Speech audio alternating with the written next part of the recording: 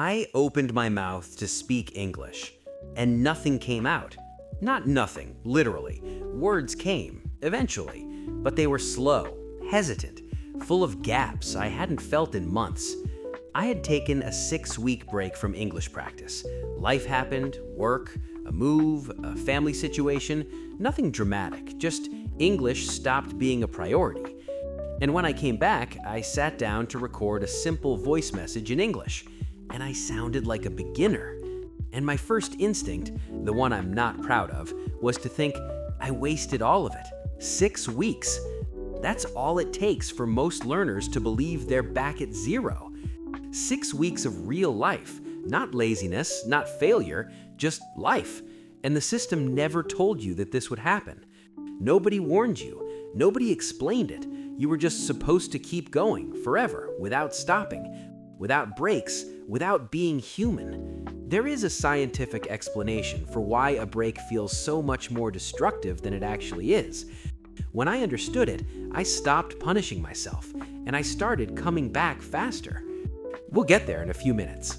Hey guys, I'm Lucy, and I've watched this happen to more students than I can count, not because they gave up, because nobody gave them the map for coming back. Today, we give you the map. How to return to English after any break, a week, a month, 6 months, a year, without the shame spiral, without starting over, without losing what you built. 6 weeks away, and did you see? Jack thought he'd lost everything. He hadn't, but nobody told him that. And that silence, that absence of a clear path back, is what stops most learners from ever returning at all. Be aware that Tool 4 is the one almost nobody talks about, and it's the primary reason people who come back to English stop again within 2 weeks. We'll get there before the end. The first week back was genuinely uncomfortable. Not painful, just unfamiliar, like wearing shoes that used to fit perfectly and now feel slightly wrong. The rhythm was off. The speed was slower than I remembered. The vocabulary I wanted was there, but it took a half second longer to arrive. And that half second felt enormous. Every sentence felt like a small defeat, which is an irrational feeling, but feelings rarely consult reason before arriving. I read a research from the University of York found that after a period of disuse, language skills decline in accessibility, not in storage. The knowledge remains intact. What weakens is the retrieval speed. Most learners interpret slow retrieval as lost ability. It isn't. It's temporary inaccessibility, like a file that takes longer to open, not a file that was deleted. And what I didn't know, and what nobody had explained, was that my English hadn't disappeared. It had gone quiet. There's a difference, a meaningful one. Quiet means dormant, retrievable, waiting. Gone means absent, deleted, starting from zero. I thought gone. It was quiet. And by the second week, without any dramatic effort, without intensive revision, without hours of study, the half-second gaps started closing. The sentences stopped feeling like defeats. The vocabulary started arriving on time again. Not because I had relearned anything, because the dormant woke up. Another evidence was a study published in 2019 in the journal Language Learning, found that adult learners who returned to a language after breaks of 3 to 6 months recovered approximately 80% of their previous fluency level within 2 to 3 weeks of consistent re-exposure, significantly faster than the time it took to build that fluency originally.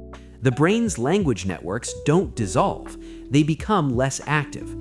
Reactivation is faster than initial acquisition. So, to sum up, 80% of fluency recovered in 2 to 3 weeks, not months, not years, weeks. The break hurt your confidence far more than it hurt your English, and those are not the same thing. I've seen this pattern so many times that I can almost predict the timeline. A student disappears for a few weeks, then a month, then they come back, always with the same opening sentence. I'm sorry I was gone. I probably lost everything. And they haven't. They almost never have. But the story they tell about the break is so convincing to themselves that it becomes a self-fulfilling obstacle. They sit down to practice and they're already defeated before the first sentence because they came back expecting ruin. and expectation shapes perception. The break didn't destroy the English, the narrative about the break did. And here's what makes me genuinely angry. This happens because learners are never taught what breaks actually do to language. They're taught to be consistent, which is right, but they're never told what happens when consistency breaks down, which it always does, because life is not a study schedule. Nobody says, when you miss 2 weeks, here is what actually occurred in your brain, and here is the exact path back. That silence creates shame, and shame creates longer breaks. The antidote to shame is information, so let's give you the information. So you were saying that when you stop using a language regularly, 2 things happen, and most people only know about one of them. What happens? Retrieval speed slows down. What doesn't happen? The knowledge disappears. Your brain stores language in long-term memory, a system that is remarkably resistant to decay. What deteriorates during a break is not the content, but the pathway. Think of it like a trail through a forest. If you stop walking it, vegetation grows over it. The trail doesn't vanish, but it takes more effort to navigate it first. Use it again, and the path clears quickly, far faster than it took to create it originally. The first week back feels so hard because your retrieval pathways are overgrown, not because your vocabulary is gone. Your brain is doing maintenance work, clearing the trail, not rebuilding from scratch. That distinction matters enormously because it changes what you do. If you think you've lost your English, you study. If you know your English is dormant, you reactivate. Studying and reactivating are different processes, and reactivation is both faster and kinder. Remember, you didn't lose your English. It's dormant, not gone, and dormant wakes up faster than you think. All right, guys, you know what a break actually does. You know the trail can be cleared. Now 4 tools. The first 2 are about reactivation. The third is the 7-day protocol. And the fourth is the one that stops the cycle from repeating. Tool 1. Resist the urge to compensate. The most common and most counterproductive response to a break is punishment. You come back and immediately try to make up for lost time. 6 hours of study in a weekend. Vocabulary lists, grammar drills, an intensity that would be unsustainable even without a break. This is the worst possible approach, and here's why. Intensive study after a period of disuse overwhelms a retrieval system that is already under strain. It creates frustration, false failure, and, most importantly, it reinforces the belief that the situation is an emergency. When your brain perceives a learning emergency, it generates anxiety. Anxiety narrows access to stored language. The very thing you're trying to fix gets harder to access. The antidote is deliberate ease, not laziness, strategic gentleness. Come back with 10 minutes, not 6 hours. Familiar content, not new material. The goal of the first session is not to learn, it's to remind.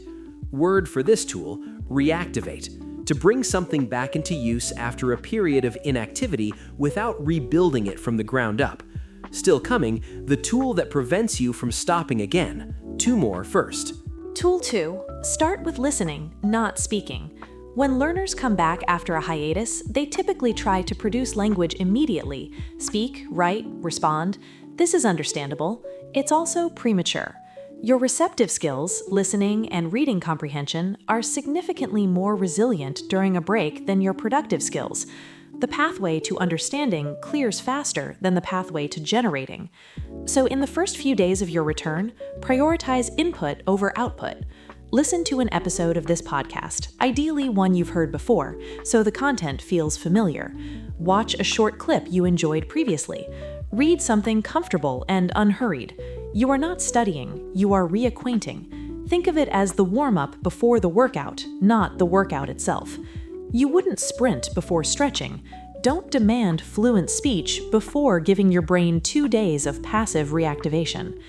Word for this tool, hiatus, a pause or gap in an otherwise continuous activity. A hiatus is not an ending, it is a space between 2 stretches of the same path. One more tool before the one that changes the pattern permanently. Tool 3, the 7-day return protocol. 7 days, 1 small action per day. No pressure, no performance, no evaluation. Day 1, listen for 10 minutes to something familiar in English. That's it, nothing else. Day 2, listen again, something slightly new this time. A podcast, a clip, a scene from a show you enjoy. Day 3, speak for 2 minutes, alone, any topic, no recording, no audience, no judgment, just move the sounds. Day 4, read something short in English, a paragraph, an article, a chapter of something you started before the break. Day 5, write 3 sentences in English, about your day, your week, anything. 3 sentences, not 3 paragraphs. Day 6, revisit something from earlier in the week. Re-listen to Day 2's audio. Reread Day 4's text. Notice what's easier now than it was on Day 1. Day 7, have a real exchange in English, a message to a language partner, a comment on an English language video, anything that reaches another person. This sequence matters. Each day activates a different system. Each system clears a different section of the trail. By Day 7, you are no longer returning, you have returned. And if you miss a day of the protocol, that's fine. Start the next day where you left off. The protocol is a structure, not a contract. Its purpose is to make the return feel manageable, not to create a new source of guilt. I love the tool number tree, Jack. Well, let's go to tool 4 finally, address the reason for the break. Here is an uncomfortable truth about breaks. Most breaks are not random. They happen for a reason, and that reason rarely disappears when you return. If you stopped because English practice felt like one more obligation in an already overwhelming schedule, returning without addressing the schedule means you'll stop again within weeks. If you took a break because you lost the sense of why English matters to you, because the goal felt distant or abstract, coming back without reconnecting to that purpose means the motivation will evaporate again at the first difficulty. The break was a symptom. Not returning to the symptom's cause is like fixing a leak by mopping the floor.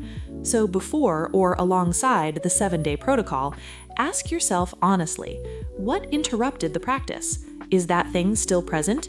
And why does English matter to me, specifically, right now? Not the abstract answer, not for my career or because I should, the specific, visceral, personal answer. Because I want to understand films without reading. Because I have a meeting in English next month and I want to feel capable. Because I've been working on this for 2 years and I refuse to let a 6-week pause define the story. That answer is your fuel, and fuel is what keeps the engine running past the first 2 weeks. Did you know? Self-determination theory, developed by psychologists DC and Ryan, identifies intrinsic motivation, driven by personal meaning rather than external pressure, as the strongest predictor of sustained engagement in any long-term skill development. Learners who reconnect with a personally meaningful reason for language study after a break are significantly less likely to stop again compared to those who return purely from obligation. Because I'm not someone who quits. 4 words. Not a career goal, not a test score, just an identity. And identity, who you believe you are, outlasts motivation, outlasts schedules, and outlasts every break that life will send your way. And always remember, you didn't lose your English. It's dormant, not gone, and dormant wakes up faster than you think. That was incredible, Lucy. We have talked about important things today. So here we go with the vocabulary. 3 words from today, already used in context, now solidified. Dormant. Present but inactive, temporarily quiet rather than permanently absent. Example. My English wasn't gone after the break, it was dormant, and dormant wakes up faster than you think. Reactivate. To bring something back into use after inactivity. Not rebuild, not restart, but wake up. Example. The goal of the first week back is not to study harder, it's to reactivate what's already there. Attrition. The gradual loss of strength or ability through lack of use or continuous pressure. Example. Language attrition affects speed of retrieval, not depth of storage. What gets slower is the access, not the knowledge itself. 1 action, right now or tonight. If you're on a break from English, or if you feel like you've been coasting, do one thing today. 10 minutes of listening, something familiar, no pressure. That's day 1 of your return. Started. If you take one thing from today, you didn't lose your English. It's dormant, not gone. And dormant wakes up faster than you think. A break does not erase progress. It slows down retrieval. The knowledge is intact. The path needs clearing, not rebuilding. 4 tools. Resist the urge to compensate. Start with listening. Follow the 7-day protocol. And address the reason for the break. Today's question: where are you right now? Still on your break? Coming back this week? Or already back and wondering if what you built is still there? Tell us in one sentence. And if you're scared to come back, say that too. You won't be the only one. Share this episode with one person who has been away from English and is afraid it's too late. It isn't. It never is. One more thing before you go. What happens after the comeback? You came back, you cleared the trail, you reconnected with your reason, and then English practice starts to feel like a chore again. Not because you lost motivation, because you never built a practice that fits your actual life. Most learners build a practice for their ideal life, the version with extra time, extra energy, extra focus. And when real life shows up, the practice collapses. Next week, how to build an English practice that survives real life. Subscribe, because this one is for everyone who has ever thought, I'll get back to it when things calm down, and then waited 2 years. This was Steps to Fluency with Lucy and Jack. See you next week. And if today was your day 1, welcome back. We've been here the whole time. Bye, everyone. Bye. Take care.